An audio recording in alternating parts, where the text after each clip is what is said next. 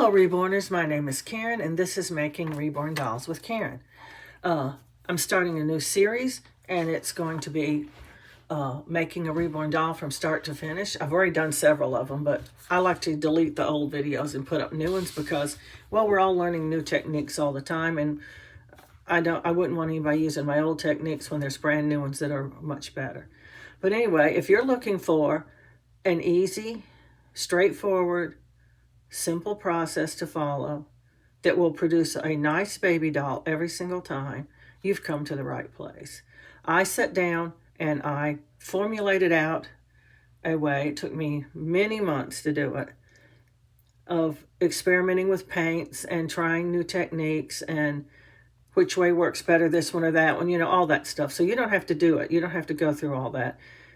You can see me do it on the video, and you can see how it comes out before you even do it. I recommend to all my viewers who are new at reborning to watch the video first and then go back and follow it.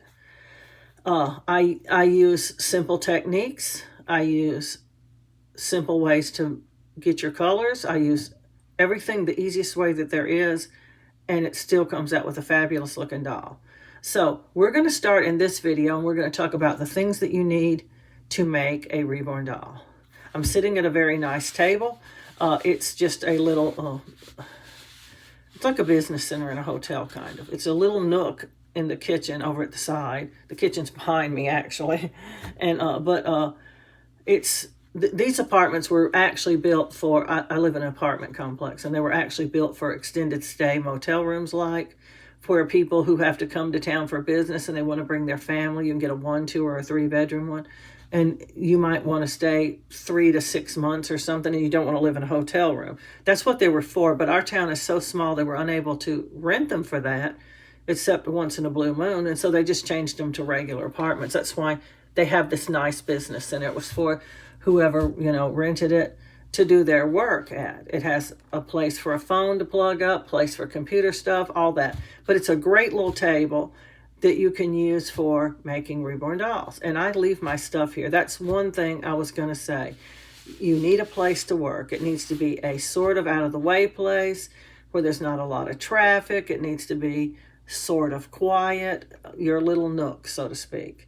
And preferably, if you can get a place that's totally designated just for your dolls, where I can leave my paint sitting over here, I can leave my dolls on the drying rack and just get up and walk away. I don't have any little children that's going to come bother them. But at the very least, I would say a curtain or something to cordon it off from the rest of the family who might be going to bother your stuff. But anyway, we're going to cover things. That's the first thing, is a place to work. A dedicated space is the most desirable. But if you can't get that, well, you just can't get that. And then you also need really good lighting.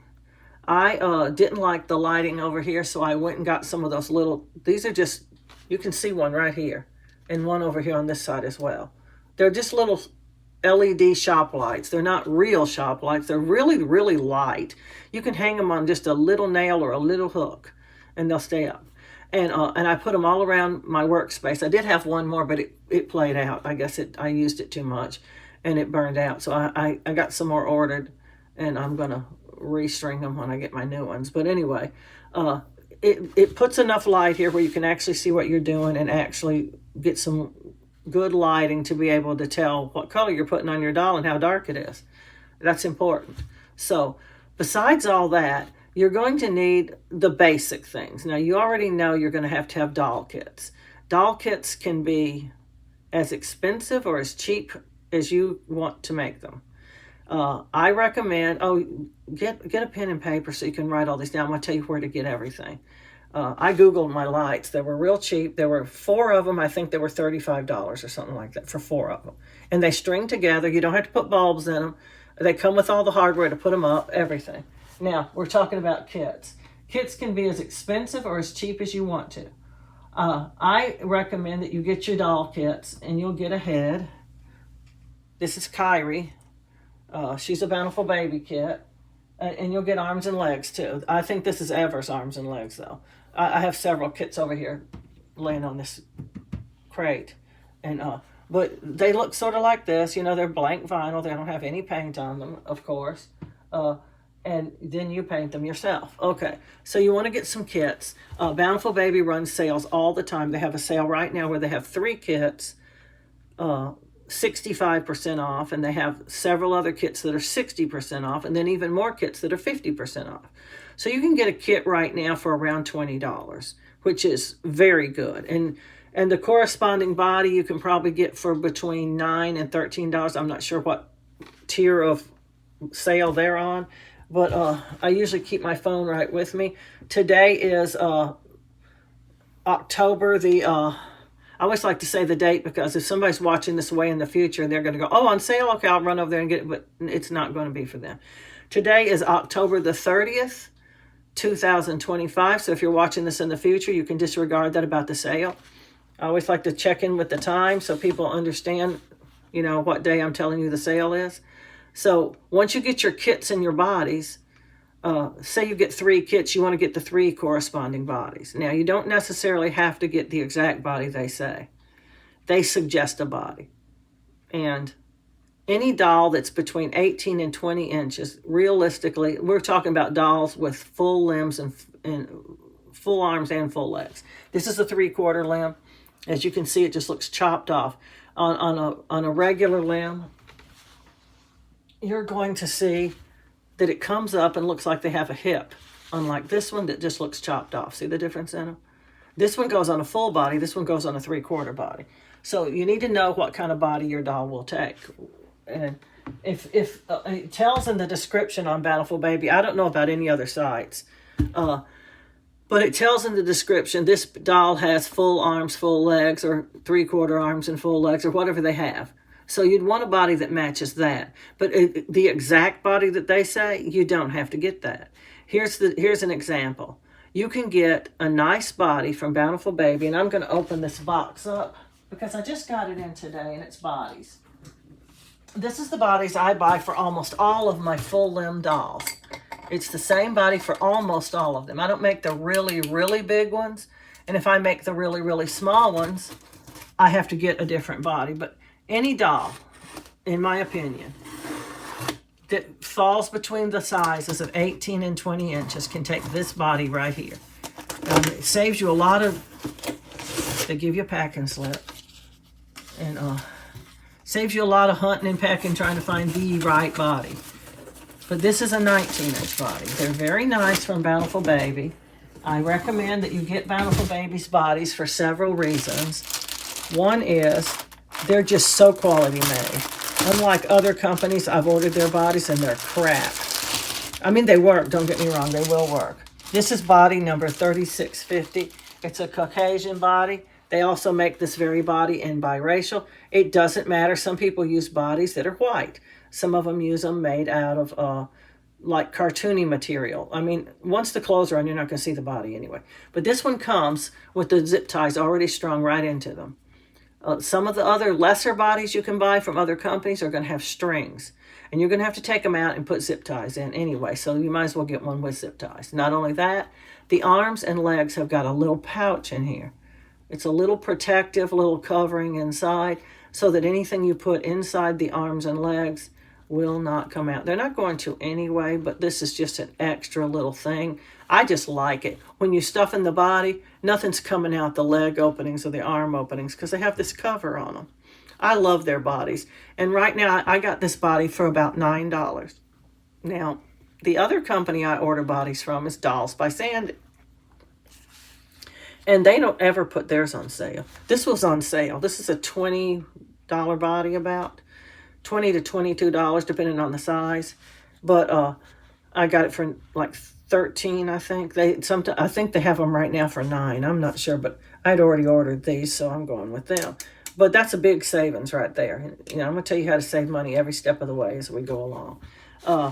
Now, Dolls by Sandy's much inferior bodies with strings and no little things here. The chest is barely gathered. The little butt barely has anything there. It doesn't even, this, when you stuff this, it looks like a baby butt. When you stuff the other one, it just looks like a lump. I don't know. But anyway, theirs are like $14 regular price. So that is cheaper if you can't get one of these on sale. But I always wait until they're on sale, and then I buy a box full. I got about 10 or 15 in that box. I don't remember. But this is the 19-inch body. And here's an example of the sizes. They will tell you in the description how much it measures from the top of the neck down to the bottom of the crotch. That's down here where the seam is at the bottom. How many inches? And now they're measuring it stuffed. So if you want to check those measurements, you'll need to stuff it. And it does depend on how much you stuff it. This will stretch a little bit, and it will allow it to become slightly bigger. So your measurements may not match theirs exactly, but it's going to be pretty darn close. I can tell you that. This one, let's say your doll calls for an 18-inch body. Bountiful Baby doesn't make an 18-inch body for full limbs. They're going to tell you to get this one anyway. But let's say it's a 20-inch doll, and it says, oh, you must get the 20-inch body. There's like a half an inch difference in this body and the 20-inch body. Big, fat, crappy deal. 1/2 inch. You will never tell the difference once you get it on your doll. I buy 19 for almost all of my dolls. Unless they're teeny or huge, they get a 19-inch body. And the same thing with the 3/4 limb bodies. They have a little clothy upper arm right here and a little clothy upper leg. And I get one size for them unless they're tiny or unless they're huge. Like little Miles here is going to have a tiny one because look how little he is. He's teeny. He makes a 15 or 16-inch baby. I don't know. But anyway, you got to get kits and you got to get bodies. And I recommend Bountiful Baby. They have really nice, lovely kits. Their kits, the ones they call Reborns, are made from 3D scans of actual babies, whereas other companies are using sculptors to sit down and just sculpt something from their imagination. Those are called artist kits. Bountiful Baby has artist kits too, but their Reborn kits are more realistic to me looking than other companies' kits. I just like them better. Now, outside of that, you're going to need paint. Now, I stick with the Gemini brand. That's the brand that Bountiful Baby sells. It's important to me. I think it's important. Now, you may not, and some other people may not. I think it's important to stick with one line. I've tried several different lines, and there was one thing or another I didn't like about every single one of them, including Gemini. But Gemini had the least problems that I found, so I like their sealer. They call it matte varnish. It's a sealer, though. You can get it in different size containers. You can get it in this size. You can get it in this size. You can even get it in a little smaller size and a 1 ounce size. I'm not sure exactly how big that 1 ounce is. It's big. This is a 1/2 ounce. It's about double this size. You can get it in several different sizes. I buy it in this one because I use a lot of it. This is totally empty, though. I'm saving it to mix paint in. Freebie. I do freebies, things that are free. Okay, so on your paints, I use several colors, but I try not to use colors that you have to make up from your imagination. Like some people will get primary yellow, primary red, primary blue, and they will mix all of their colors. They will mix their flesh color, they'll mix their lip color, they'll just mix all the colors. And I'm going, why would you do that when they've already mixed it for you? And they're pretty good colors, I think. This is how I started out painting. I never heard of the primary method when I started. That's something new that somebody dreamed up out of their head.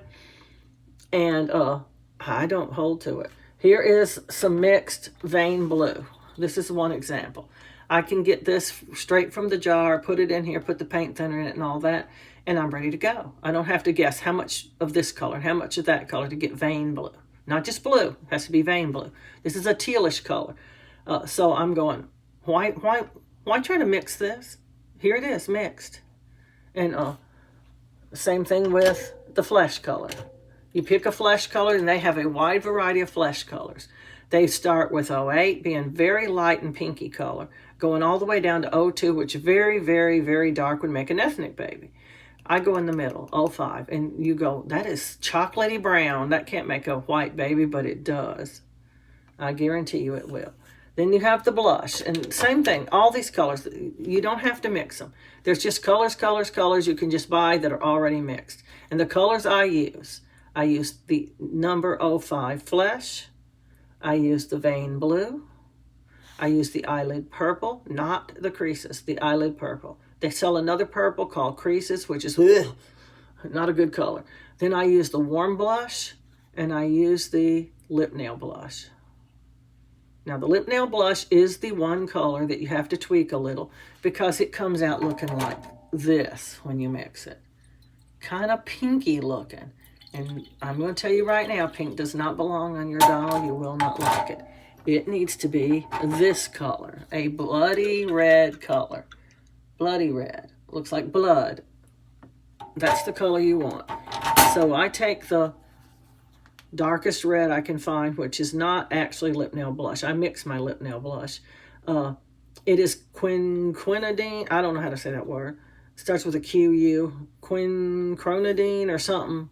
Crimson number 1, I think. You know, I can't remember. It's 1 or 2. I'll look it up in a minute. And I put that in there. It's the darkest, deepest I could find, and it's still kind of pinky. And I add a little bit of blue to it, and it comes out in that wine color that I like. So that's what you need that. But you're also going to need this stuff I call, well, they call it this too. I don't just call it that. It's thinning medium. And it's a very, very good product. They compare it to paint with no color. I don't know if it really is that or not. It's thinner, it seems to me, than the regular paint. You can just pour it right out of this jar, whereas the paint, you can't do that. So if it was really just paint with no color, why is it able to pour right out like that? I don't know. But I put this in every jar. I mix my paints in these little jars right here, which you're going to need these too, or something to put your paints in. Some people mix in a paint palette and throw it away. Well, I tried that, but I couldn't mix enough in that tiny little well to finish my doll even, and I was having to remix. And even though it's really straightforward and easy to mix these colors, you'll mix at a different darkness because you won't put the exact amount of paint in there every time, because that would require measuring, and I tried to do that, and it's blicky. Now this is something I bought that you could use if you want to save your paint. It's an ice tray, and it has different little compartments in it, and it's very washable. It's very slick, and it's very washable. And when you're finished for the day, you can just snap the lid on it and save your paint. But I like my paints in separate little containers like this. These are just canning jars. They just little canning jars you can get to put jellies and little relishes and stuff in. Anyway, what you do is you put this thinning medium in there with your paint, and it sort of dissolves it down into a liquidy form. And also, I also put in Exodus oil. Now, this Exodus oil, you're going to have to get it from a company called McPherson's Arts and Crafts. If you Google that, it'll come right up. You go in there and you look for this. And it seems very pricey, but it lasts a super long time. And it's very valuable. It also liquefies your paint because you don't want any little granules in your paint. Okay, so we've covered the paint, the colors, the sealers, the thinning medium, the sealer. Yeah, we covered the sealer. Yeah, you have to get that sealer too. We'll go through what you do with every one of them here in a minute. And the Exodus oil. Now we're going to go to the paint thinner. I get me one of these little ketchup, mustard, barbecue sauce bottles you use on the grill when you're cooking out. And I put my paint thinner in there, because it's easy to squeeze it out right into your jar then, and no mess, no fuss, There are many kinds of paint thinner you can get too, including mineral spirits, because most all of the paint thinners that you buy are actually made with mineral spirits. So mineral spirits is fine. But you can get the one called paint thinner too, and it'll say right on it, made with mineral spirits. But I have tried many, many kinds. They have that Mona Lisa. They have Gemini has one. I think Beatrice Clementi has one. I think pretty much all the major brands of paint have got their own little paint thinner, and they're claiming theirs is better than everybody else's. Well, they work exactly the same. One of the differences is the amount of odor you're going to smell. They claim theirs are odor-free. Guess what? They're not. Yes, the odor is much reduced, but they did probably what I do to get it that way. I just take my paint thinner. I pour some in one of these jars, a mason jar. Just set it out on your porch for 2-3 hours. Almost every bit of the smell will evaporate out. And then you can pour it in your little bottle here. I can squeeze it into my little brush cleaner bottle, and I'm not overtaken by stinky fumes. You know, you're going to still smell it, yes, but you're going to smell that other one right from the get too. So it's no difference really. So I get that, and it's much, much cheaper. You can get a gallon for what you get about this much for, let's say, the Mona Lisa. You'll get about this much, and it'll cost you like $19 or $20 or something like that. About the same price as a whole gallon of paint thinner from Walmart. So that's what I get. I'm just here to tell you. I'm going to mark these things off as I'm doing them here. We went over jars. Paint brushes. Now, they make fabulous, fabulous, wonderful designer brushes that you can buy from the doll companies. Bountiful Baby has some. Dolls by Sandy has some. I'm sure all of them have them. They're extremely expensive. Extremely expensive.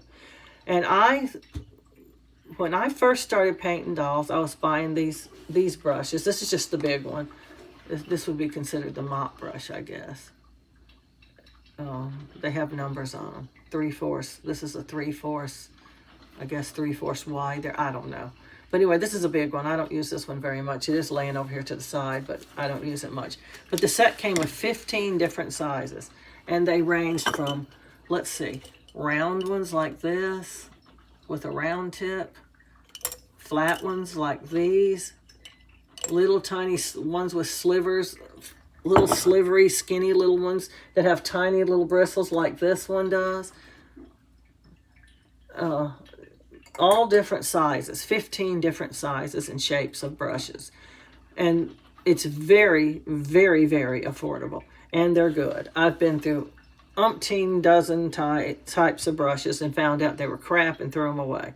So I've already pre-tested these brushes for you. They come from Royal and Langnickel.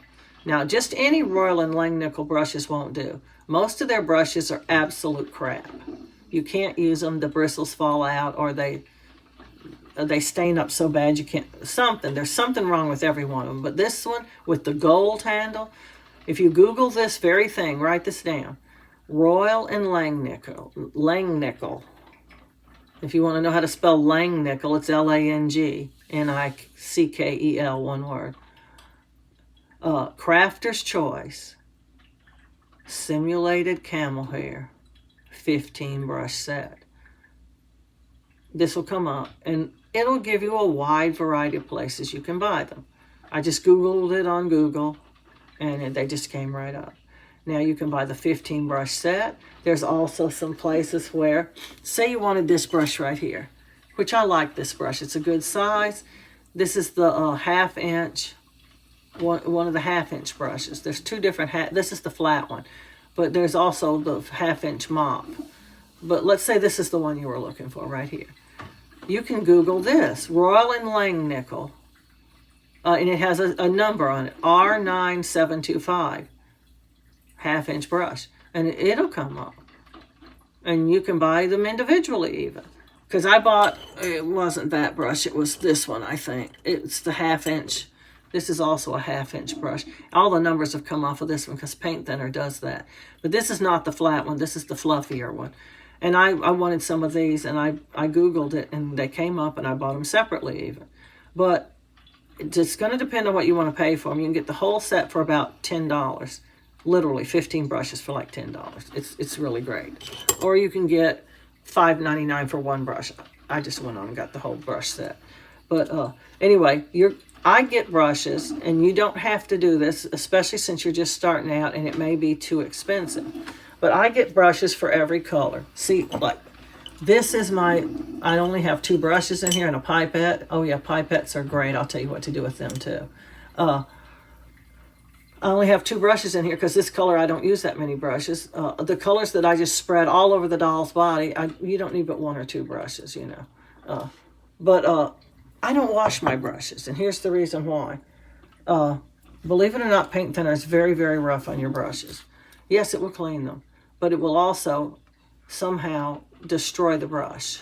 It will start to seep down into this part down here, and this little rubber grip right here will come off, and once that happens, the whole handle will break off. And then you have this little nub like this that you're trying to paint with, or you have to find another brush you can substitute the handle for or something, or throw it out. So I don't expose them to any more paint thinner than I have to, just for painting purposes only. And I don't wash them. So I have separate brushes for each color. On some of my brushes, my colors, I have a lot of brushes because I use that color a lot. I do detail work and stuff with it. And some of the brushes I only have one or two because I don't. And almost every color has a kabuki. And we'll go into what you use the kabukis for as well. And I got my kabukis from Walmart. They're just the Equate brand of kabukis. They work fine. I get my pipettes. I Googled them.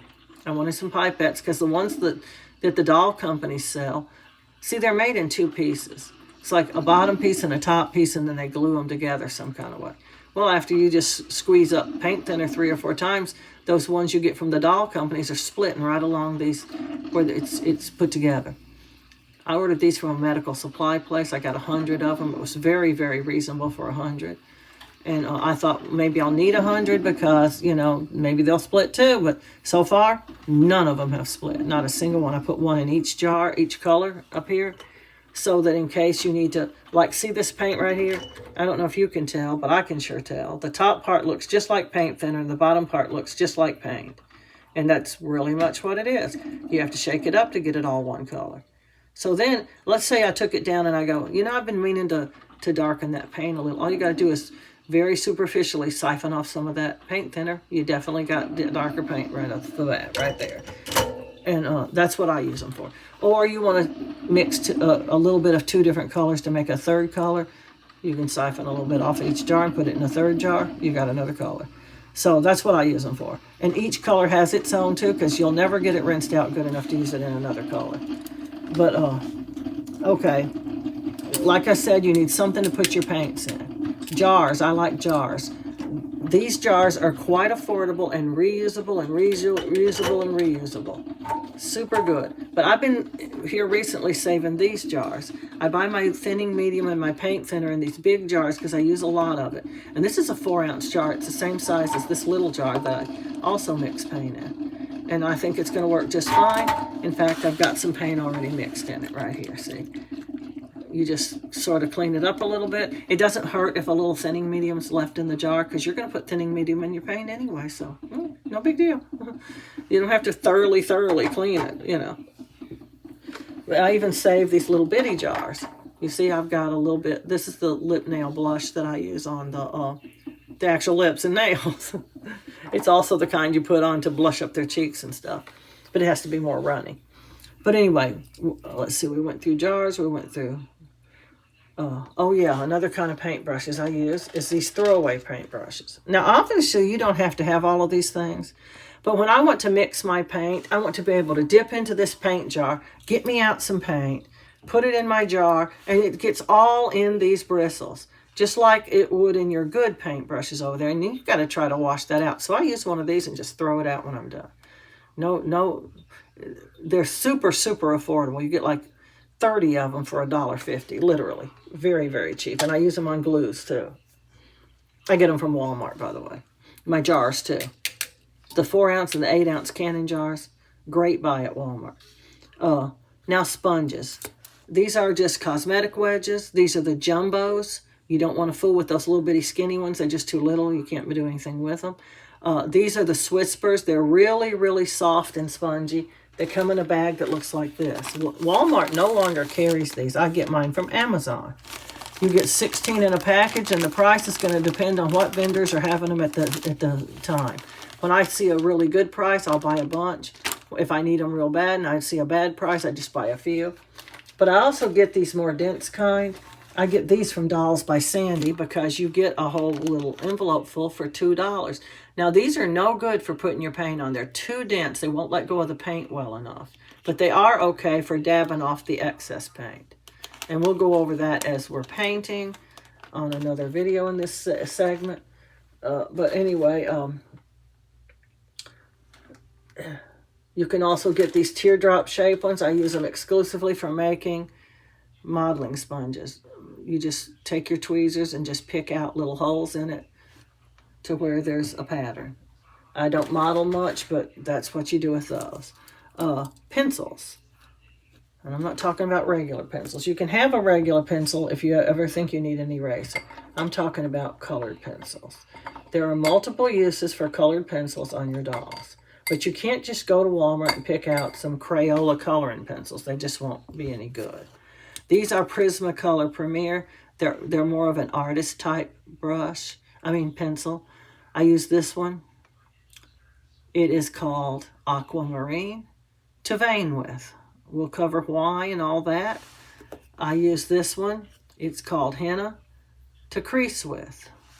I use this one called Crimson Lake for capillaries. And I use this one called Sandbar Brown for eyebrows. Because, well, this is just light enough it can go with blonde hair and just dark enough it can go with brown hair. I have other colors, but like I said, you can buy these pencils all day long. Well, not these colors, only hair colors at Bountiful Baby. They're $2.69 or $2.89, I can't remember. But I got mine from Jerry's Artorama. Write that down. You can go on there and pick a wide variety of single color pencils. You can get one single color of each pencil, 12 of each pencil, whatever quantity you want. If you get as many as 12 combined, they don't have to be the same color. They can be 12 completely different colors.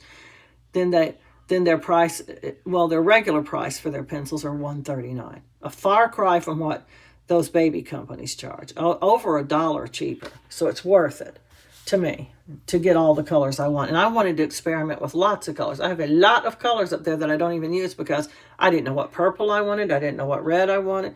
So I zeroed in on these. So no, you don't have to.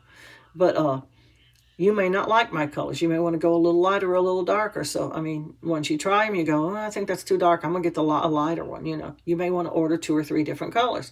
And you can feel free to do that because their prices are so good. Now, if you get as many as 12, the price goes down to $1.29. So, goodbye is what I say. That's a very, very good buy. Now, you can get their sharpeners too.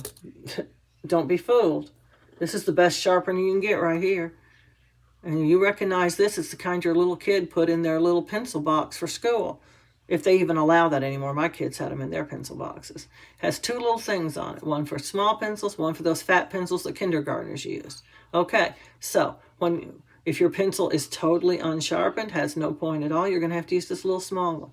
But if your pencil already has a sort of rounded tip like this one, I recommend you use this fatter one because it's only going to whittle the tip and it's not going to whittle away all your pencil.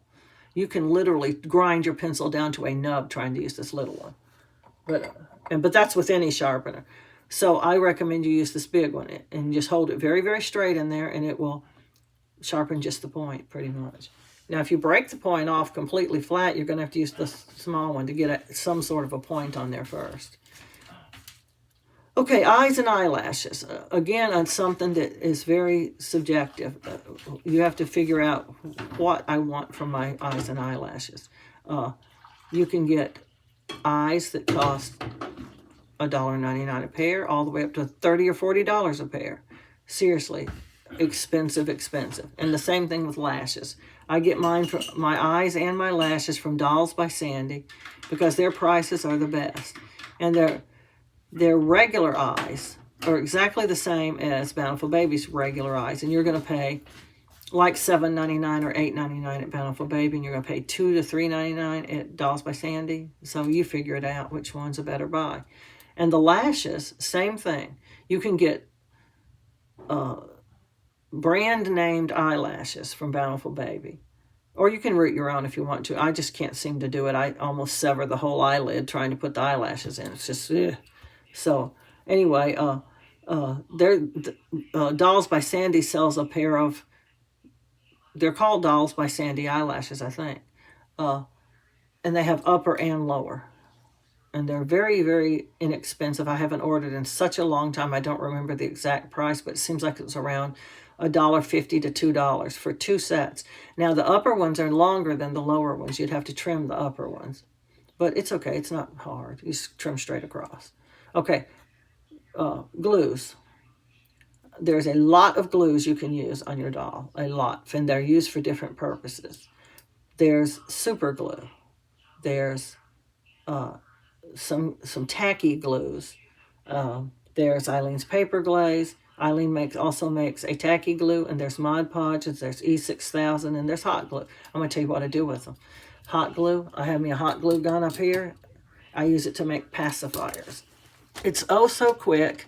You don't have to rummage around and try to make the magnet stick. It sticks the first time. I just get these kind of cheap pacifiers, which is something you're going to need too. I get mine from the Dollar Tree because I want solid colors. They go with more outfits. And plus you get 2 of them for $1.25. And this shape hugs the mouth of your doll better than any other shape. And then I get my magnets only from Bountiful Baby. They have 2 sizes. This little bitty magnet goes on the pacifier. Well, see, there's already one on there. It goes on the pacifier. And then through the doll's head, right where the mouth is, where it's thick, where the lips are, it has to attract onto this big magnet that you're going to put inside the head. Well, this is 2 across, but there you go. They're that big. They show them on their website next to a penny. It'll say large or regular size. This would be the large. Now, I only get them when they're on sale. If this one's not at least like $1.79, I don't get it. It's like $3.49 regular, so I'm going to get it when it's $1.79. And the other one, like 99 to 109, something like that. I'm not paying any more than that. I'm going to wait and wait and wait and wait. But I buy a bunch when I do buy, so that I don't have to run out. And then you just put your hot glue right here. After you cut the nipple off, you just put your hot glue right here in the middle, pop your magnet on there, pop a little piece of cloth on there to cover the magnet, you're done. Very, very inexpensive to make. Okay, so that's what you do with hot glue. Super glue, I only buy this kind. I've used many, many super glues. This is the only one that works properly. Now, I accidentally bought this one. This one don't have a top on it because I broke it off accidentally. But I buy it from Walmart. And I was looking it up on Walmart.com. I was going to make an order and have it delivered to my house. And I saw this one, and it said, same great glue, different packaging. Okay, put it in my cart. Got it. It's not the same glue. This is super glue gel. This is super glue liquid. This one runs too much. You'll get it everywhere you don't want it. So don't use this one. I use this one now just to set the pacifiers until I run out. And then I don't know what I'm going to use. But not the pacifier magnet on the pacifier, but to set the magnet inside the head. It dries in like 1 to 10 seconds. Literally, it dries quick. And this one I use to put the eyelashes on. It's very easy to use. We'll go over how to use it when it's time to use it. It's called Loctite Super Glue Gel. It's in a blue bottle. Don't mix it up with the red bottle. That's what I do with super glue. Now, the other glues I use, Eileen's Paper Glaze. It comes in a little bottle like this. It's about $7.95, but it lasts a really, really long time. And if you wait until Bountiful Baby's having their 40% off site-wide sale, you can get it for $3 something. Very good price. 3 or 4, I don't know.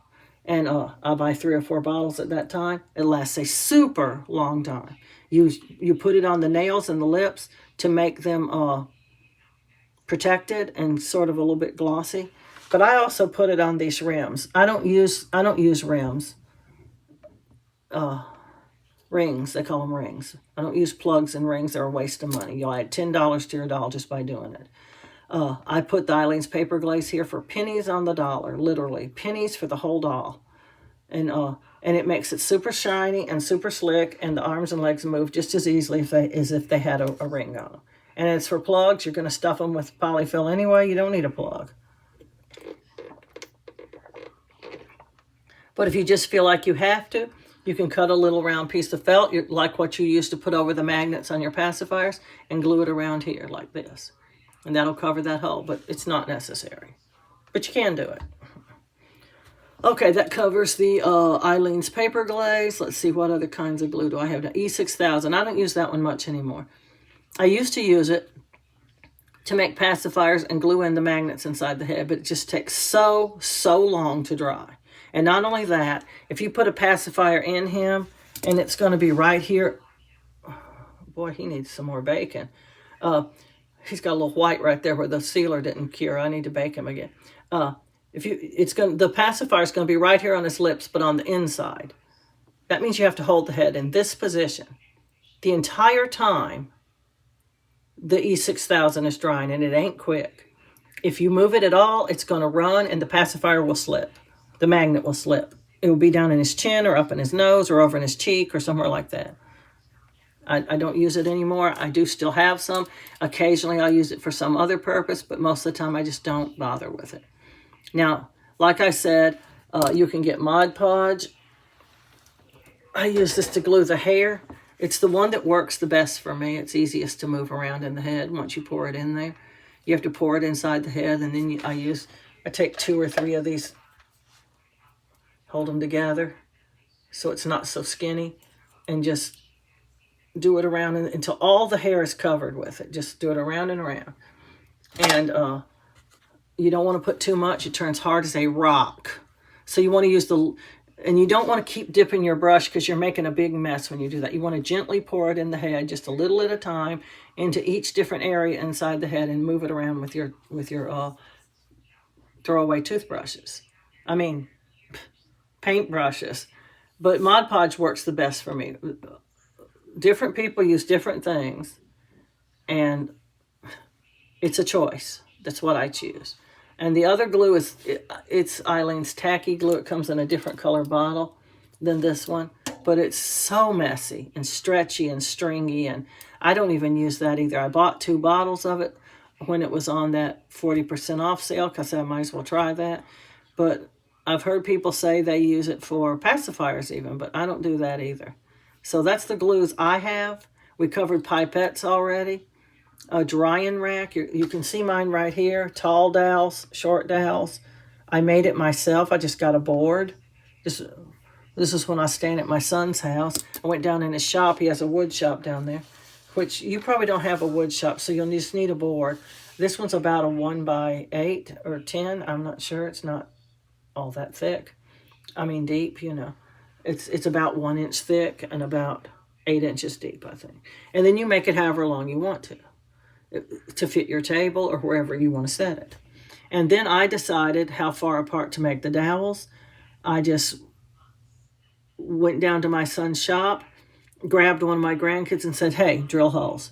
Here's this. I went to Walmart and bought the dowels. Very inexpensive. He cut them in half for me. The tall dowels he cut in half. The short dowels we cut in thirds or fourths, I'm not sure. Because I wanted these ones in the front to be shorter because I didn't want any part of the head up on this one. The head will come down to about right there to touch the arms and legs, you know. And I wanted them I just sort of went down the board and put a dot everywhere I wanted to put a short dowel. And he just drilled the hole. He didn't drill all the way through. He drilled like 3/4 of the way so it would fit down in there. Then I put glue down in there and stuck the dowels in there and waited for them to dry. It was twice as long as this one. This one will hold 2 dolls. I had to cut it in half when we moved here. And I have the other half over here on this table. So I can put 4 dolls up at one time. And I only really do that when I'm sealing the dolls. They have to dry a little bit. And you have to leave them a day or 2 to dry a bit before you start baking them, because if you don't, they just stick to your oven. In oven, that's the next thing we're going to cover. Some people actually use the oven inside their house. I don't recommend this unless you have 2 ovens and you're going to devote one just to dolls. There's dual reasons. One is when the doll is baking, some of the vinyl fumes can coat the inside of your oven. And then when you try to bake something like a pizza or a cake or whatever, it's going to get on your food. And you're not going to like that. It's going to stink and it's going to make your food taste bad. And I've heard it's dangerous. I don't know if it really is or not. But, you know, a lot of people are putting out now that it's dangerous because they want people to go to air dry. Anyway, I recommend you get you a new wave oven. And I know you're going, expensive, but guess what? You can get one off of Marketplace. You can get one off of eBay or Etsy or Macari. It doesn't have to be new. It just has to be clean. You're going to need to clean it, or it needs to be clean when you get it. and you're going to need the extender ring. It's a ring about this tall that makes the dome up higher, and because the element will be too close to your doll if you don't have the extender ring. They have two kinds. One has levels, 1, 2, 3, 4, 5, 6, 7, 8, 9, like that. And the other one has actual temperatures you can punch in. The actual temperatures to me is the best, but if you get the one with the levels, don't worry, it'll work too.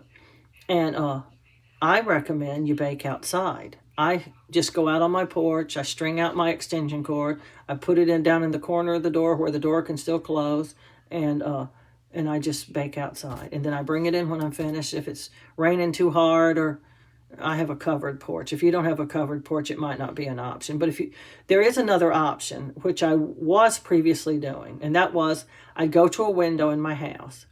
I put a fan in the window that sucks out, so that whatever fumes are coming off of that oven are going to suck out the window. And for an added precaution, I put a fan behind, like window, oven, fan. I put this fan blowing toward the oven, and it blows any sort of fumes over to the other fan that's pulling it out. And it worked. So, I mean, there is an alternative if you don't have a porch. You can safely bake inside your house. And you can add the protection of closing the door to the room that you're baking in, so that any escaping fumes would just be in that one room. And then when you're all finished baking for the day, just leave that fan pulling out for about another hour and there won't be any fumes. So, I mean, there you go. We get around that, don't we? Now, you're going to need something to cover your oven. Any part that gets hot that a doll might touch has to be covered. You can use rags. You can use towels. You can use polyfill. Some people use that. You don't want to risk your doll touching any hot parts in your oven. I went on Amazon. I measured across my diameter of my oven. It's 13 inches if you want to know. And I looked for some of them cotton rope baskets. You know, they just coil the little cotton coils up and until it gets tall and makes a little basket. I looked for, there was a set of 3, and they were 13 inches. So I bought them. And I just set it down in my oven, and it fit just perfect, except it stuck out too much. And I just took my little utility knife, and I just cut off the part, started cutting the threads around the edges. And then I took the scissors and cut the rest of the rope off that was sticking out. Done. Got a cover.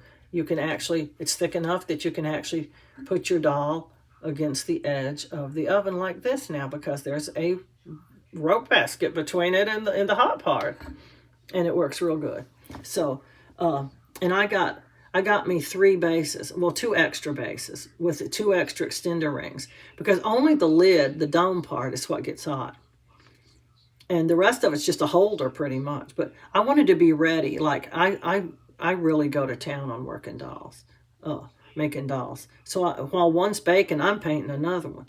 And I want somewhere to put it. I will put it in, I line my pans up, and then I put the dome on, bake, move it. That one's still too hot to touch, but I'm moving it, and I'm moving it, and I'm baking. And by the time this one's done and I'm ready to put the dome back over here, I've already got that one ready to start. It's an assembly line, let's put it that way. You don't have to do it that way. That's just the way I do it.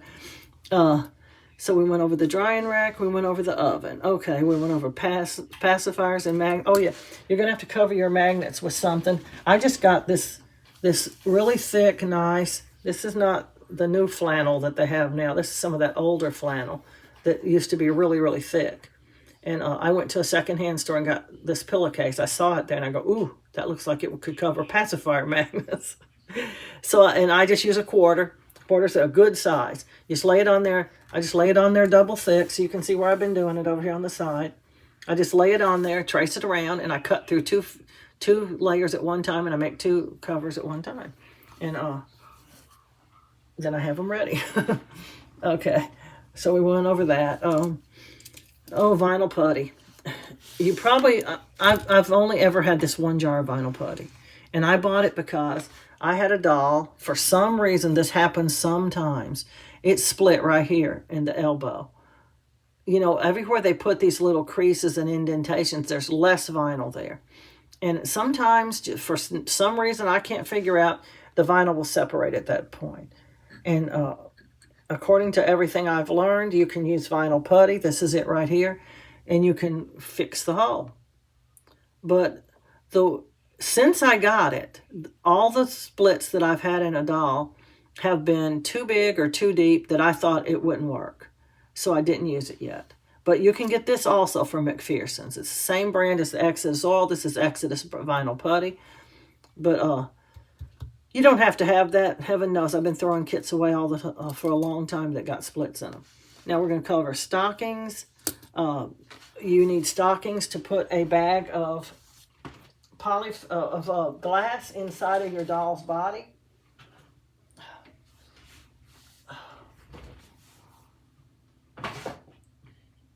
Here's a regular knee high. Just a regular knee high. All you ladies, I don't know about you gentlemen if you know anything about knee highs or not, but ladies are familiar with them. They're very, very thin. They aren't very thick at all. They have airy spaces in them. And the glass that you get from Bountiful Baby and most anywhere else you get it is around 80 grit, which is very fine, like salt or sugar or sand or something. And a lot of it will pass through this. But once you put it inside the body, so you put it in like this, and then you filled it up, it's not, the pressure around it of all the polyfill pressing against it, it's not going to leak out. And if it does, it's going to be minute. But just to be on the safe side, I get these. They're trouser socks, and Bountiful Baby sells them. Now, you're going to pay about $1 a pair for these, and they're no good. Now, these, if you get them on sale, you're going to pay $1 a pair for them too. And they're much, much thicker. Much less passes through these. And I make them up ahead of time. I've already got it scientifically figured out how much I want in it. And I make them up, and I put them in my little bucket down here so they're ready to go when I'm ready to use them. But you can use these. They're fine. They're just, you're going to notice a lot more of the glass is going to pass through them, though. So what I usually do is I fill them up to however much I'm going to fill them up, tie a knot, and then I take this part and I turn it back down over the whole rest of the sock again to give a double layer. That helps a lot. Otherwise, now when I'm using the white ones, I'll cut it off and it'll make a little cap to put on your doll. A cute little cap that you can just put right on your doll to protect their hair or whatever. It's up to you what you want to do. But you're going to have those, one for each doll body that you use. And the arms and legs, you just put the glass straight in there. You don't need a bag for them. So anyway, that's what I do. Okay, tools. I have a bucket full of tools up here. I'm going to try to get some of them out and show you. Some of these I don't use as much as I used to, and some of them I use a whole lot. It's a mixture of things in here. I'm just going to get a whole bunch of it out. And at one time or another, I did use all of these things. So I'm going to tell you what I used them for, and if I use them still, and why I do or don't use them. But they are not all created equal. Some of these are just paintbrushes I threw up there because I didn't know what to do with them, believe it or not. So we won't cover paintbrushes. Here is a paintbrush that broke. Just what I was telling you can happen to your paintbrush. It broke right off. It was a paintbrush. I saved the handle in case I could use it again. These are tweezers that are specifically made to put eyelashes on. They have a little curvature to them so that when you're clipping the eyelash and trying to put it on, it's already got it curved to the shape it needs to be. It makes it a little easier to handle the eyelashes and get them put on. These are called hemostats. The doctors use them in the operating room, and they clamp together and they can hold an artery or a vein closed so you don't bleed out during surgery. But what we use them for is to get things out of the head or the limbs. They're long nose on them, but they lock every time you close them. So it drive me nuts. So I had my son grind it off with his grinder. So don't lock anymore. I have several pairs of scissors. This is just one of them. The others are other places in the house. But I use them for different things. I use this pair to trim the eyelashes because the upper eyelashes are too long. They just look too long. And so I trim them down shorter. But I have others for other purposes too. Another pair of tweezers and another pair of tweezers and another pair of tweezers. These are just regular tweezers, and I was using them. I bought these. These are flatter tweezers. If you don't want that curvature, like if it's a sleeping doll, they don't have much curvature to their their lashes. So you want them to be more straight, so you can use these instead. Okay, I have 2 sets of nail clippers, and the reason I have them is nail clippers will cut your zip ties much, much straighter than any scissors or any nippers or anything. That's just a piece of garbage. I don't even know what it is. And I got 2 sets. Sometimes the bigger ones, if you're trying to break a zip tie because, well, you need to do something different, or sometimes you can do it with these big nail clippers better than you can these little nippers. That's what these little nippers are really for, is to cut a zip tie that you need to cut. Cut it after you've fastened it. And sometimes you can't get it underneath, so I use the nail clippers. And I was using these little needle nose pliers instead of the hemostats until I got hemostats. These are also great for cutting eyelashes. They're also good for cutting hair when you're cutting your doll's hair after you've rooted it. This is a big fat cutter. You're not going to want to use this on your doll because you will cut more vinyl than you want to. I use it to open boxes mostly. This is the size you want to use on your doll. And we'll go over when you use one of these. I keep this one though, this little tiny one over here in my little thing over here. Toothbrush. This is a really good toothbrush too. They quit making this toothbrush in favor of a cheaper version that doesn't work as well. But after you've used it, you use this to comb your doll's hair when you're rooting them and stuff.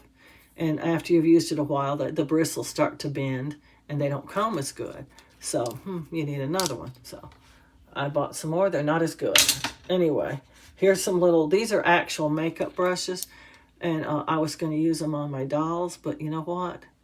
I just don't like them as well as I like the other paint brushes. I don't remember why I had this thing. Oh yeah, I was going to try to scoop it underneath those zip ties to pull them up so I could cut them better. It's a paint can opener. Okay, and this little thing is called an awl, and you use it to pierce your doll's ears. Or some people, it's just the thought of doing this to a doll makes my nose hurt. They poke out the nostrils. I don't know why. They think it looks more natural, and then they put a dark piece of felt behind it up inside the head to make it look like their nose is open. I don't do that. I shade the nose, but okay. I just had this already, and I just put it up there for no reason. But I use this to pierce the ears because it makes a nice hole big enough to actually get the earrings in without bending them.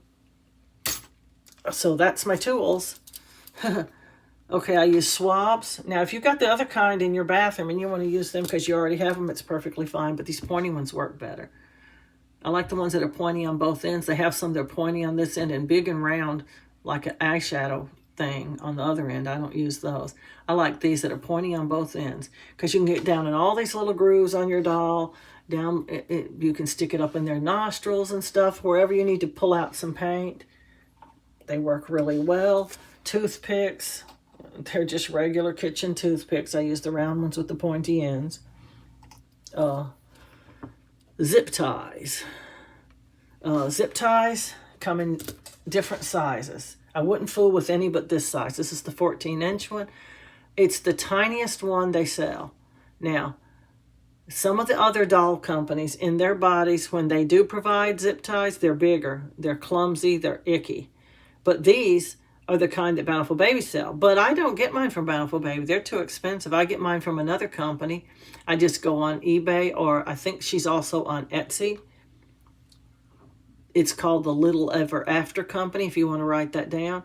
And you can get 50 zip ties for about the same price as you pay for 1 ounce at Bountiful Baby. Literally, I'm not playing. 1 ounce, I think, is 14 zip ties. So do the math. And you're going to need zip ties. If for no other reason, then you just made a mistake and you need to take the arm or the leg off for some reason. I've actually been not paying that much attention because I was talking and I put the legs on backwards or something like that. It happens. But also, I've in the past put the leg on without even putting anything inside of it. I go, oh, what am I thinking here? You know, this is crazy. And I have to take it off. Or your body came with strings, and you do not want to use strings. They will loosen and your arms and legs will fall off. Anyway, they do make, like I said, they do make smaller zip ties. They make the 8-inch ones that you could use on the arms and the legs. It's just too hard. I found out it's not worth it. Now I also get these little stir sticks. I like them for, excuse me. My goodness. It's allergy season. I like them for when you're trying to break up the paint really good in your paint jar. And I also like them for when I'm using the sealer. This is the sealer. It's very, very thick. I'll dip some out and put it on my sponge. We'll cover all that when we're doing it. You'll see me using the sticks. So, yeah, I do that. Ziploc bags. You do not have to buy Ziploc bags. Your doll is going to come in a bag, but it won't be this big or nice. The bags they put them in, they barely fit in. This one says ever because I put ever in there.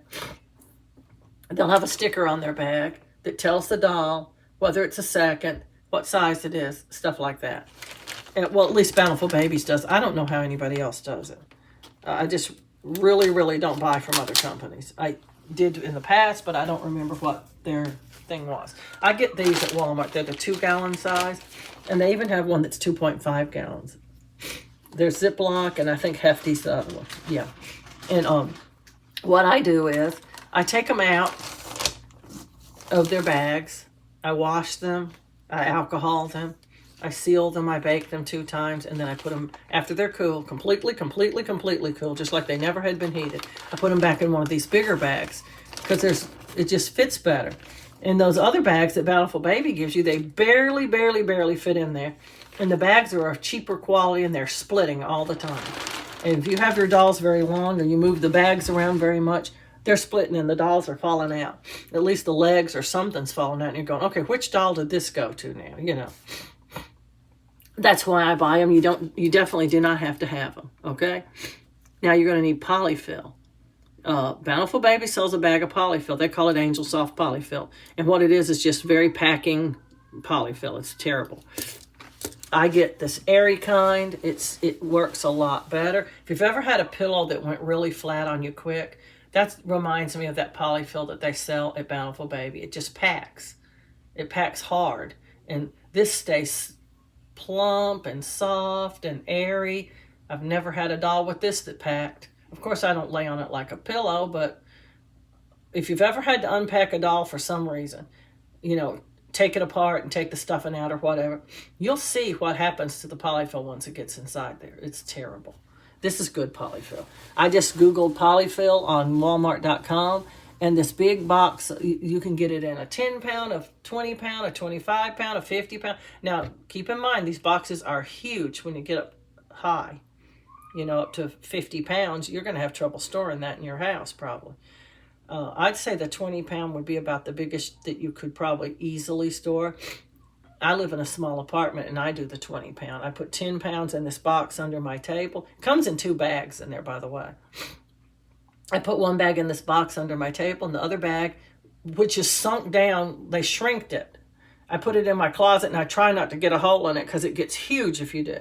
So then when I bring it in here and stick it in my box and I open it up and it tries to get huge, it can't get very huge because, well, it's in a box. The box stops it.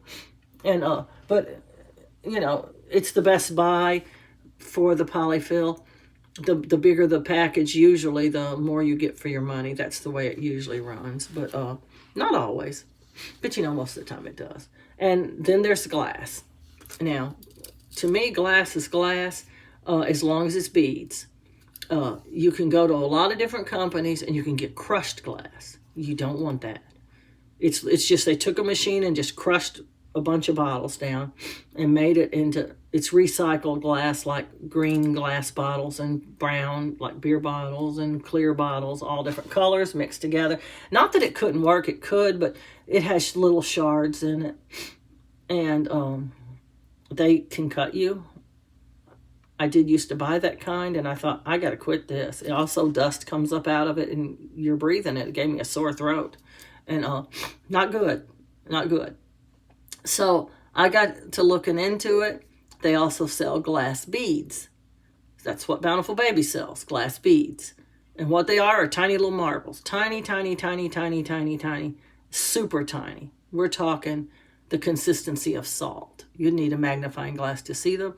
but they are beads. Now the beads don't have all that. There might be a little dust in the bottom of the box, but it's not going to be anything like what's in the shards, and they won't cut through your stockings or anything like that. And I get mine from Harbor Freight, much cheaper than Bountiful Baby. Bountiful Baby's going to cost you $2.99 a pound, maybe $3.99 a pound. I'm not sure, but at Harbor Freight, it's a little over $1 a pound. So it's 50 pounds for $69, and they will ship it to you for like $8, literally cheap. And that's $8 if you want one box, or $8 if you want 2 boxes. I get 2 boxes at one time because I don't want to pay that extra shipping. I'm cheap. I'm one of the cheapest people you'll ever know. I get 1 box and I make my little stockings up, and then the other box I pour in my other bucket down here, and I use it to put in the arms and legs and stuff. And that way I have, enough to last. Now, the last thing on my list is the stuff to cover your table with. I put a puppy pad down. Most people do that. You don't have to. You can just use paper towels if you want to. But I use both, and I found it's the best way, and here's why. The paper towels are never going to stop a paint spill. I can tell you that right now. And you are going to spill paint. You're not a real reborner until you've spilled some paint. I'm just going to tell you. You're going to spill it. It's going to happen. And you're going to be glad you have a puppy pad down. Those things will absorb all your puppy can pee almost. So it's certainly going to absorb that paint. And trying to clean up that paint, oh my goodness, you're going to be so glad you have a puppy pad down. But I was there for a while trying to use just puppy pads. But the surface of the puppy pad is very, I don't know. It's absorbent way deep down inside, but the outer layer is like mesh, and it just comes up and it starts. So I put the paper towels over it, because you're going to make a lot of incidental marks on your table where you just laid your paintbrush down, or you just laid your sponge down, or whatever, and it's going to get messy looking. Puppy pads are a lot more expensive than paper towels, so I just peel off a layer of paper towels, put another layer down, good to go. Saves on puppy pads, saves on everything. And so that's why I do it. Now you can pick how you want to do it. Also, I like to keep baby wipes on my table, because you can use paper towels for this too, but if you want to get all the paint off your hands and it's blue, let's say it's blue and you got it on your hands, you don't want to touch your doll and put blue fingerprints on it, because that blue ain't coming off. So you're going to want to wipe your hands with something wet that's going to take it off. And keeping a little package of baby wipes is certainly cheap enough to do. You can get the kind that pull out the top, you can get the kind that open up, like the kind you really wipe a baby with. I call them all baby wipes, but some of them are just wet wipes. They're not really baby wipes. And also rags. I use wash rags. I just went to Walmart and you could get 18 of these in a package for around $5 or $6, I think. I think they're a little more now. But I got a pack of these, and they're invaluable. If you ever need to strip a doll, you're going to need something to douse in the acetone to wipe your doll off with. If you alcohol your dolls, I just take this, fold it up, squeeze the alcohol all over it, and alcohol my doll. I do that before I start painting them, because it makes sure they're very, very clean. You have to wash them first. Go to your sink, wash your doll. Mild dishwashing liquid like Dawn. And it doesn't need to be really, really soapy. It just needs to be slightly soapy and wet. As a matter of fact, I got me a squirt bottle. I was living at my son's house, and I had to come up with, this one says hairspray, but I have another one that says soapy water on it. And I had to come up with different ways of doing things, because I lived in an upstairs attic apartment, and there was no running water up there. I had to go downstairs to get water. And I either had to get a jug and tote it up the stairs. I'm not there now. This is just water that I was using when I was doing the air dry experiments, which was a failure. Or I would just do something else. So what I did was, rather than take all my dolls downstairs every time I wanted to wash one, I made me up a bottle of soapy dishwater. And I just sprayed it all over the doll and washed it that way. Have a wet rag, spray the doll, wash it off, done. Then when it gets dry, I take another one and I would alcohol the doll to make sure all the soap residue is off. That's why we do 2 steps. One step is to clean that factory dirt off. When you first open them up, you can feel they kind of feel gritty and gooey and greasy and all kind of things. But we just clean them.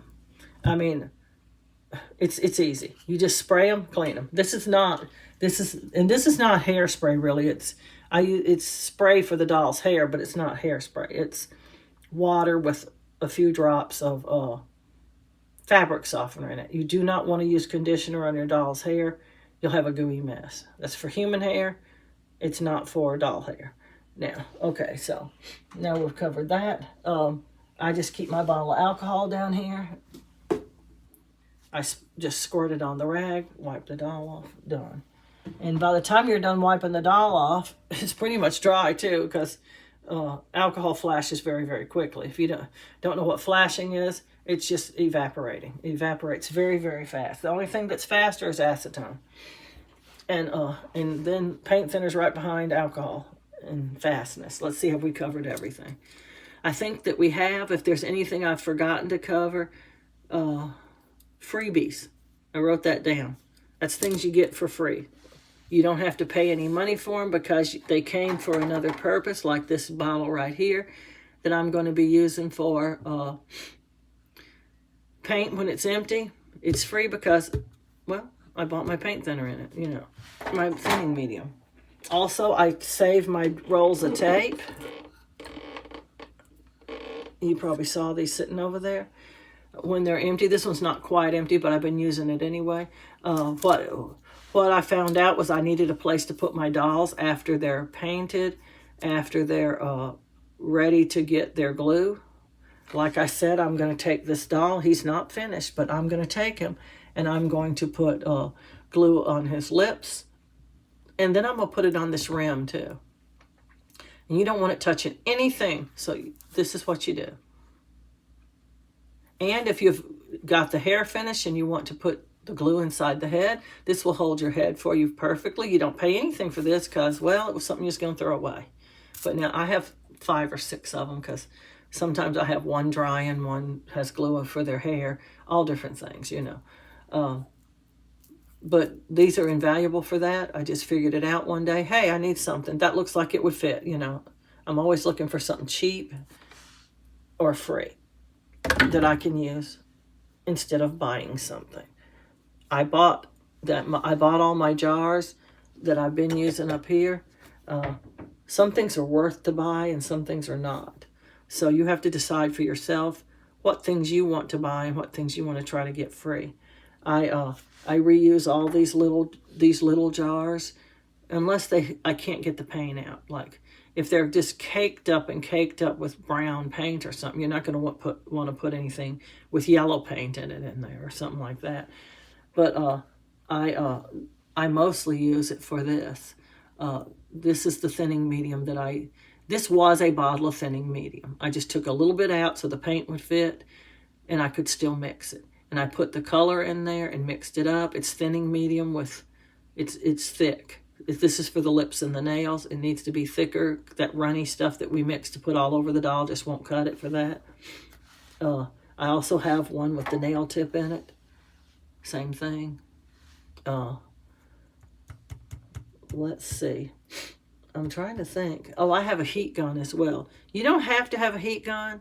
I'll show you mine if I can get it down. I got so many wires going across here. It's ridiculous. You would not believe how precarious this situation really is over here with the heat guns and the glue guns and here's my glue gun.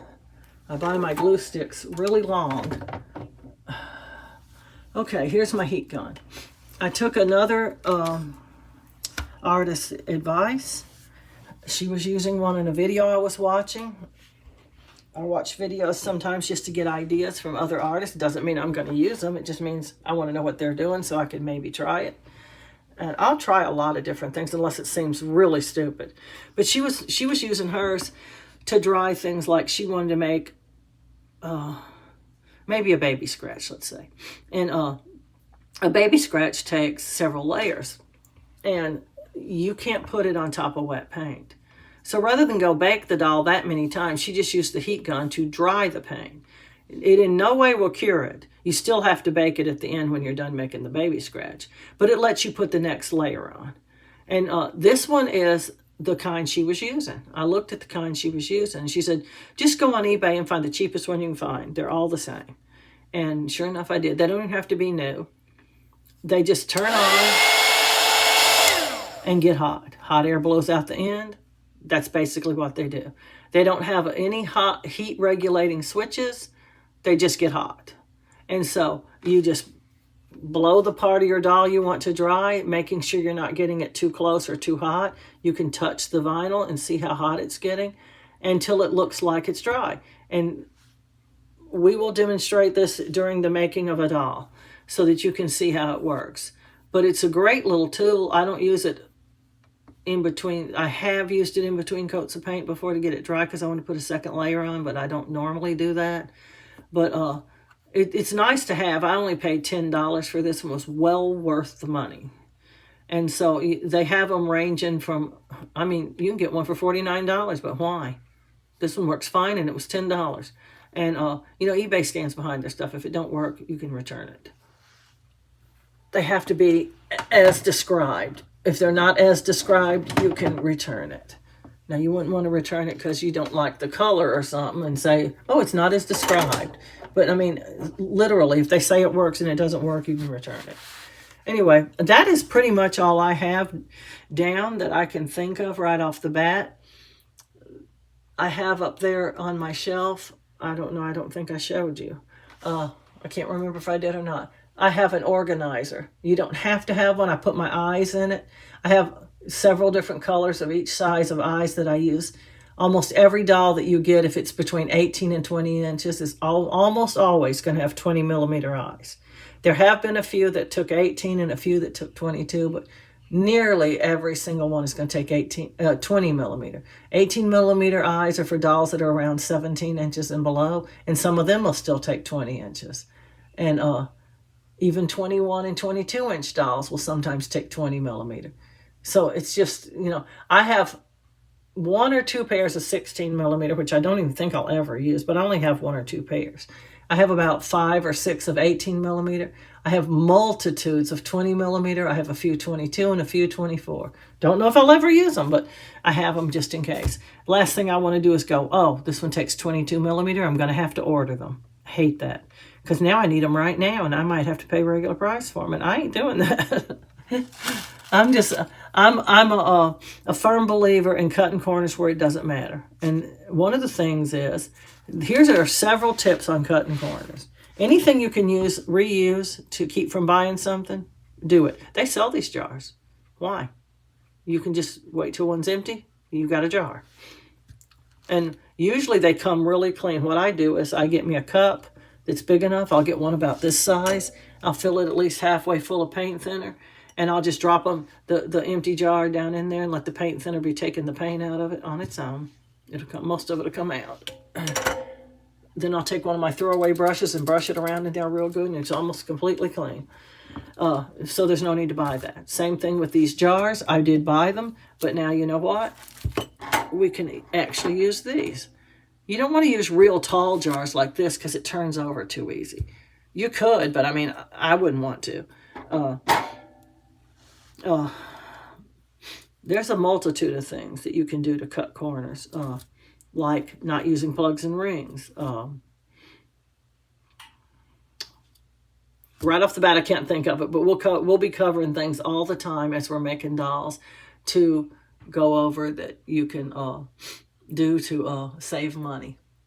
But if you cut corners where it doesn't matter, then you're going to make a doll, a nice doll, and still not spend as much money. Another thing you can do, Bountiful Baby will give you free shipping if your order comes to $100.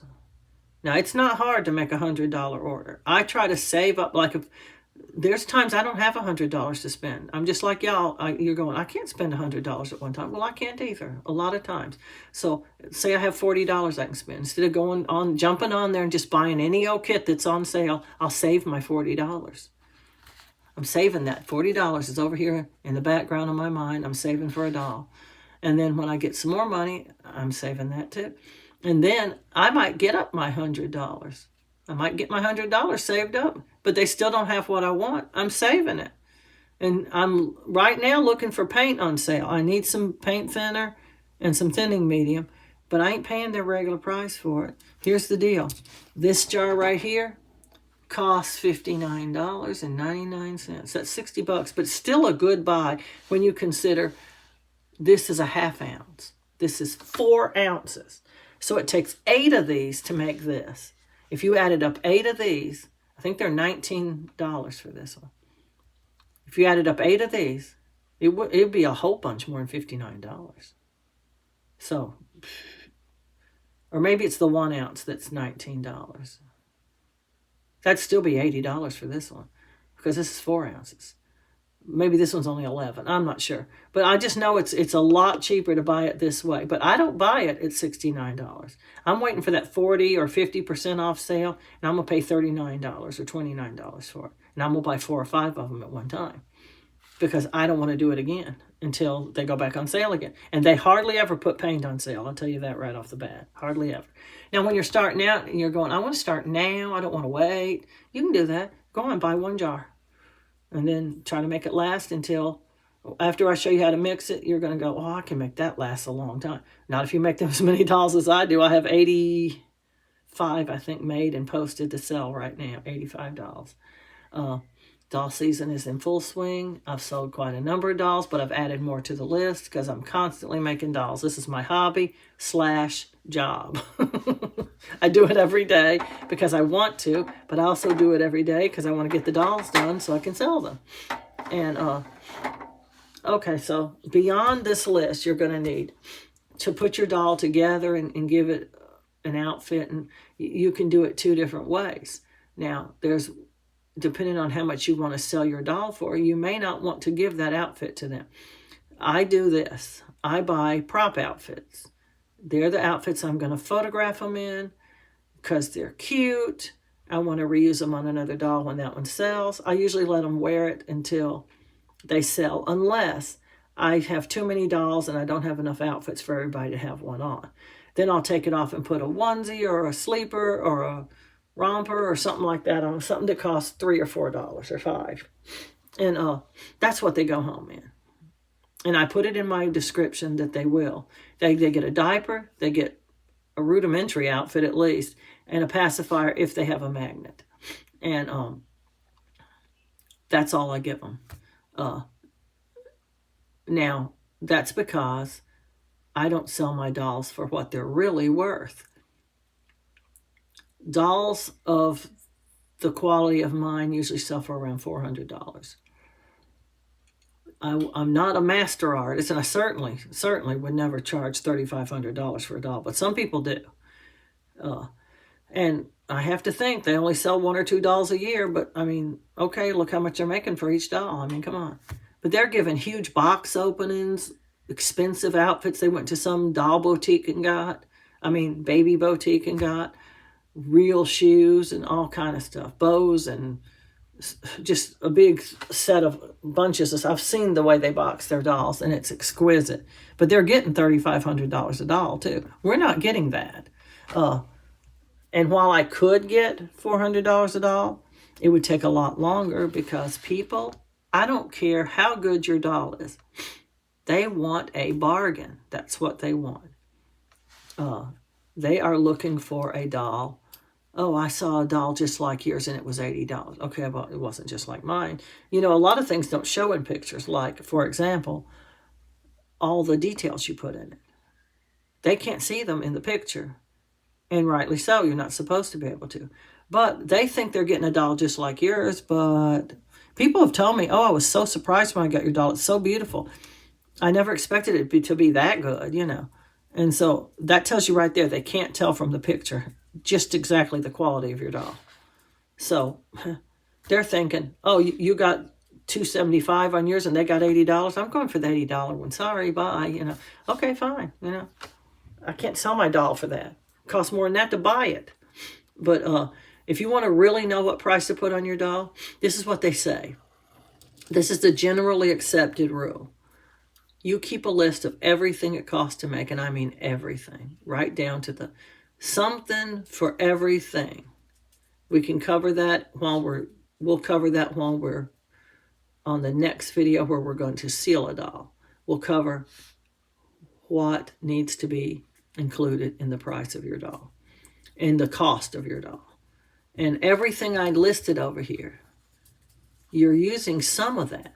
No, you're not using the entire pencil or the entire jar of paint or, the entire box of polyfill. But I sat down and now it took me a long time to figure out how many dolls did this bag of stuffing make? How many dolls did this glass make? How many dolls did this make? Did that make? Some things are straightforward. The eye price is just the eye price, and, stuff like that. You have to include everything. And once you've included everything and you've totaled it up, if you made what they consider a sellable doll, and I'll cover what that is in just a minute, then you multiply it by 3, and that's the price you charge for your doll. That's for beginners. It doesn't have anything to do with how many hours it took you to make it or how many times you stripped it or none of that stuff. It has to do with the quality of the doll, pretty much. So a sellable doll is painted nicely. It doesn't have a bunch of flaws and boo-boos and stray marks and discolorations. It's good. It's made pretty. It has good paint job. And it has hair.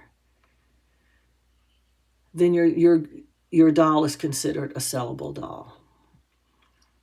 Now, it doesn't mean you won't sell it if it's a little under that. Hair can be painted on. It can be penciled on. It can be rooted. There's another expense, rooting hair. You have to get hair. You have to get needles. And believe me, you're going to go through a lot of needles. I still break needles, and I've been rooting dolls. I bet I've rooted 100 dolls. But you're still going to break needles. It's just that one little time, the head's a little thicker in this one spot, and you didn't know it, and you stick the needle in, and poop, it just breaks it. But at first, you're going to break nearly all of your needles right off the bat. It would not be too many to get 50 needles. At Dolls by Sandy, you can get just the right kind of needles and just the quantity that you need. 25 needles in one package. And they have the best German steel. German steel is considered the strongest steel you can get. And they sell German steel needles. That means the steel was made in Germany, manufactured right in Germany to make those needles. So it's going to be the strongest. They sell needles called compact needles. That means that the skinny part of the needle is a little bit shorter, so it doesn't have as much wiggle room to break. It has a few more barbs on it, which increases your chance of grabbing a hair every time you stick it in the doll. And believe me, I know everybody thinks they have to root one hair at a time, but I'm here to tell you don't. And I can show you doll after doll after doll after doll that I rooted that doesn't have that. And you cannot tell the difference because guess what happens when you're rooting the hair? The first row you root is going to be back here. It's going to be, you're going to do it from upside down. It's going to be one row going across like this. And then the next row is going to lay over the top of that rooted part where if 2, 3 hairs are in the hole, you can't tell it. You'll never tell it. And so I don't know what the big deal is. Sometimes I think people put importance on things that are just not that important. Now, if you're trying for that I'm almost bald baby hair, I don't do that kind. I found people, when I did it, would go, why doesn't the doll have more hair?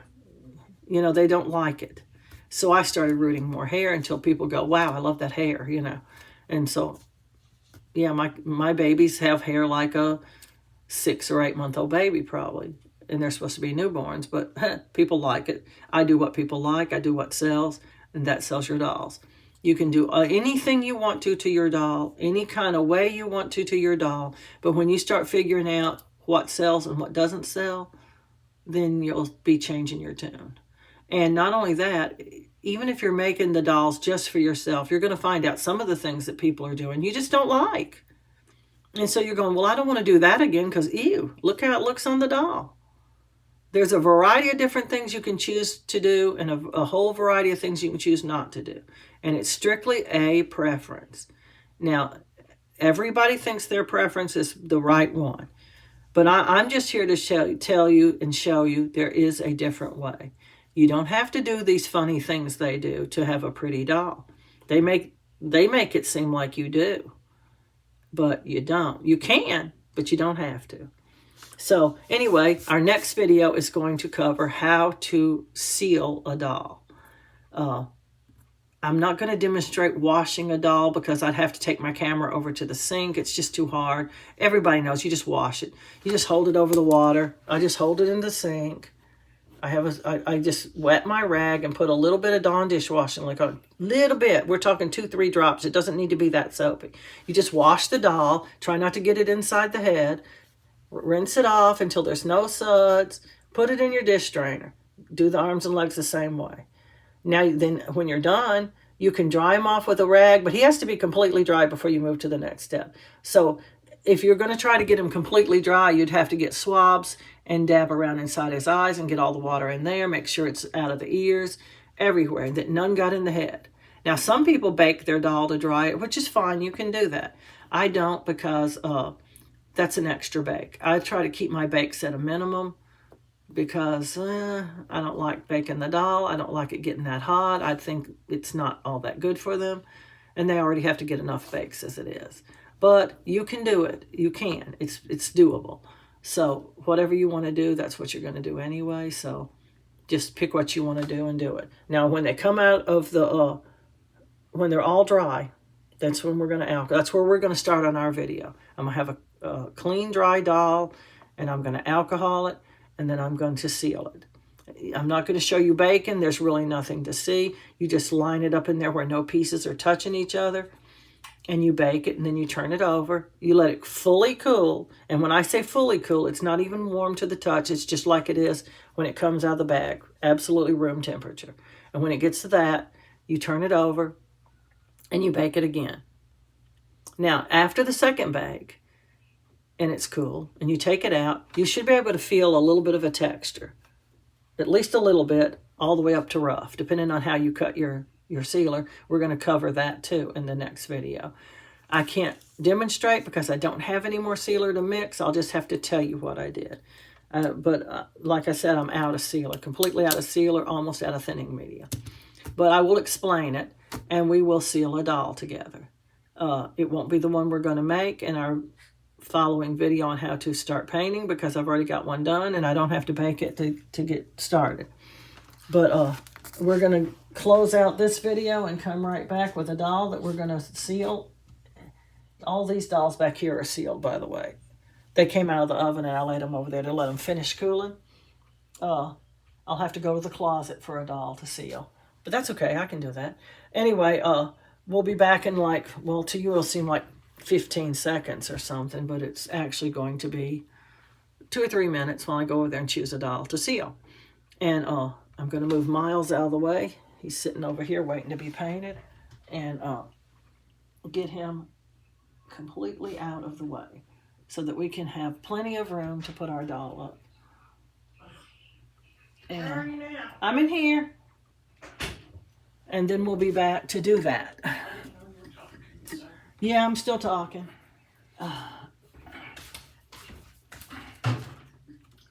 There we go. Plenty of room now. So I will get out a doll and we will get started. Oh, crap. And I'm going to end this video by asking everybody to please like, subscribe, and share. And happy reborning.